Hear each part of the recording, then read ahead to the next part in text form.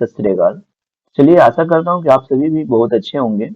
मैं आपके बीच लेकर आया हूँ सेट 4 का पार्ट 2 वीडियो, जो इकोनॉमिक्स है, अर्थशास्त्र है। मैं आपसे बस एक छोटी सी रिक्वेस्ट करता हूँ कि अगर वीडियो जब आप ओपन कर दिए हो, क्लिक किए हो, तो प्लीज वीडियो को लास्ट तक देख लो ना यार। नहीं तो 90% तो कम से कम वीडियो को देखो, तभी तो आपको कुछ सीखने के लिए मिलेंगे। अगर आप वीडियो देखते हो, क्लिक करते हो, उस पर 1 मिनट देख के हट जाते हो, तो ऐसे कुछ नहीं। अगर रील्स देखने में आपको समय बर्बाद कर रहे हो, उससे सबसे अच्छा वीडियो देख लो। मैं वीडियो देखने के लिए इसलिए बोल रहा हूँ ना, मैं बुक पे पढ़ने के लिए भी बोल सकता हूँ। वीडियो जब आप देखोगे ना, आप तो ये मेरे बातों के आप सुन पा रहे हो। आप एक तो वीडियो देख रहे हो, तो एक प्रश्न को देख रहे हो, एक 4 ऑप्शन को देख रहे हो, आपको दिमाग में ये सेट हो रही है कि मैं इस क्वेश्चन का 4 ऑप्शन देखा था, इसका ए है, इसका बी होगा। जब आप एग्जाम में बैठोगे, बात सुने रहोगे, अगर आप पढ़े भी नहीं हो तो आपका कुछ तो बात याद आ जाएगी, तो हाँ, इसका नंबर ऑप्शन नंबर एक राइट आंसर है। तो आपको याद आ जाएगी सुनने से भी। तो सुना हुआ चीज जो होता है ना मेरे भाई, वो जल्दी याद होती है। इसलिए मैं बोलता हूँ कि वीडियो को सुनो। अगर वीडियो डिस्प्ले देखने के मन नहीं करे तो डिस्प्ले को ऑफ कर दो, और वीडियो चला के इसका ऑडियो भी सुन लो, तभी जाके आपको कुछ बेनिफिट मिलने वाली है। क्योंकि सुने हुए चीज हो, अगर एक बार इसका जो मैं पीडीएफ प्रोवाइड कर रहा हूँ आपको व्हाट्सएप ग्रुप में, उस पीडीएफ को एक बार पढ़ ले रहे हो सुनकर, तो आपको बहुत जल्दी याद हो जाएगी और एग्जाम में भूलोगे नहीं। तो क्योंकि ऑब्जेक्टिव जो है ना भाई, अगर नंबर ज्यादा लाना है तो ऑब्जेक्टिव बहुत महत्वपूर्ण है, क्योंकि ये नंबर पुराता है।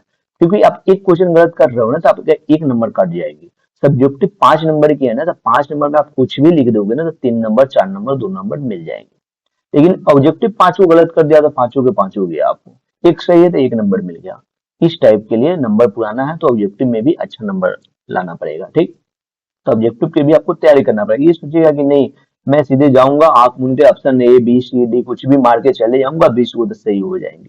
तो मेरे भाई वैसा नहीं कुछ होता है, तो आपको पढ़ना पड़ेगा। चलिए, फर्स्ट नंबर क्वेश्चन है कि हरित क्रांति का आरंभ किसकी मदद से हुआ है। हरित क्रांति का आरंभ किसकी मदद से हुआ है? तो मैं इसका जो राइट आंसर हो जाएगा ऑप्शन नंबर बी। 4 ऑप्शन दिए गए हैं, जिसका राइट ऑप्शन क्या हो जाएगा? ऑप्शन नंबर ए हो जाएगा। इसको बाद में 32 नंबर प्रश्न है कि श्वेत क्रांति का जनक कौन कहलाता है। श्वेत क्रांति का जनक कौन कहलाता है? तो इसका जो राइट आंसर हो जाएगा ऑप्शन नंबर ए, ठीक है। M S Swaminath, M S Swaminath, ठीक है। इसका राइट आंसर कौन हो जाएगा? ऑप्शन नंबर ए हो जाएगा। ओके, चलिए 33 नंबर प्रश्न है कि नीली क्रांति का आरंभ कब हुआ था। नीली क्रांति का आरंभ कब हुआ था, ठीक है। 33 नंबर है, ठीक। तो इसका राइट आंसर हो जाएगा ऑप्शन नंबर बी, यानी कि 1970 ईस्वी में, ठीक है। 1970 ईस्वी में नीली क्रांति का आरंभ कब हुआ था? तो 1970 ईस्वी में हुआ था। ओके, तो ये 34 नंबर प्रश्न है कि भारत में राष्ट्रीय आय का सबसे बड़ा स्रोत कौन सा है। 34 देखिएगा कि भारत में राष्ट्रीय आय का सबसे बड़ा स्रोत कौन सा है। तो इसका 34 का जो राइट आंसर हो जाएगा वो ऑप्शन नंबर सी हो जाएगा, ठीक है। ऑप्शन नंबर सी हो जाएगा, सेवा क्षेत्र होगा, ठीक है। कौन सा होगा? सेवा क्षेत्र। देखिए, मैं वीडियो को बार बार रिपीट करता हूँ, वीडियो सॉरी बोल रहा हूँ मैं, प्रश्न को बार बार रिपीट करता हूँ, ऑप्शन को बार बार रिपीट करने का रीजन क्या है कि आपको एक ही बार में याद हो जाए, ठीक है, इसलिए मैं रिपीट करता हूँ। 35 है कि मांग और आपूर्ति का नियम किससे संबंधित है। मांग और आपूर्ति का नियम किससे संबंधित है? तो 35 का जो राइट आंसर हो जाएगा ना, अर्थशास्त्र, ठीक है। किससे? अर्थशास्त्र से, ठीक है। चलिए 36 है कि भारत में नोटबंदी किस वर्ष हुई थी। भारत में नोटबंदी किस वर्ष हुई थी? तो इसका जो राइट आंसर हो जाएगा 2016 ईस्वी में, ठीक है। आपको भी पता होगा कि आप लोगों के होश में पूरा ये 2016 ईस्वी में नोटबंदी हुआ है, ठीक है। चलिए 30 नंबर प्रश्न होगा। 37 है, उसके बाद में देखता हूँ 37। सूक्ष्म अर्थशास्त्र किसका अध्ययन करता है। सूक्ष्म अर्थशास्त्र किसका अध्ययन करता है? तो 37 का जो राइट आंसर हो जाएगा ऑप्शन नंबर ए। 4 ऑप्शन दिए है, जिसका राइट आंसर क्या हो जाएगा? ऑप्शन नंबर ए, व्यक्तिगत इकाइयां का, ठीक है।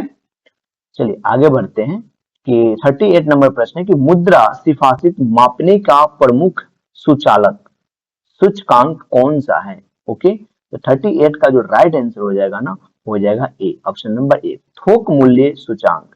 कितना हो जाएगा? थोक मूल्य सूचांक। 39 का जो है एसबीआई का स्थापना कब हुई थी। एसबीआई की स्थापना कब हुई थी? तो इसका जो होगा ना राइट आंसर 1955 ईस्वी में। एसबीआई की स्थापना कब हुई थी? 1955 ईस्वी में हुआ था, ठीक है। एसबीआई की स्थापना 1955, बहुत इंपॉर्टेंट क्वेश्चन है, पूछा हुआ क्वेश्चन है, ओके ना। चलिए 40 नंबर प्रश्न जो है एलआईसी की स्थापना कब हुई थी। एलआईसी की स्थापना कब हुई थी? 40 का सी, 1956 ईस्वी में। एलआईसी की स्थापना कब हुई थी? एलआईसी 56 ईस्वी में, ठीक है। एलआईसी की स्थापना कब हुई थी? 1956 ईस्वी में। चलिए याद हो गया होगा। चलिए अब जो है ना आपका जो 10 क्वेश्चन तो रिवीजन क्वेश्चन है, ठीक। तो मैं सबसे पहले बात करता हूँ कि बुद्ध का जन्म कहाँ हुआ था। बुद्ध का जन्म कहाँ हुआ था? लुम्बिनी में, बोध गया में, ओके, और सारनाथ में, कुशीनगर में। 41। तो बुद्ध का जो जन्म कहाँ हुआ था? लुम्बिनी में, बोध गया में, सारनाथ में, कुशीनगर में।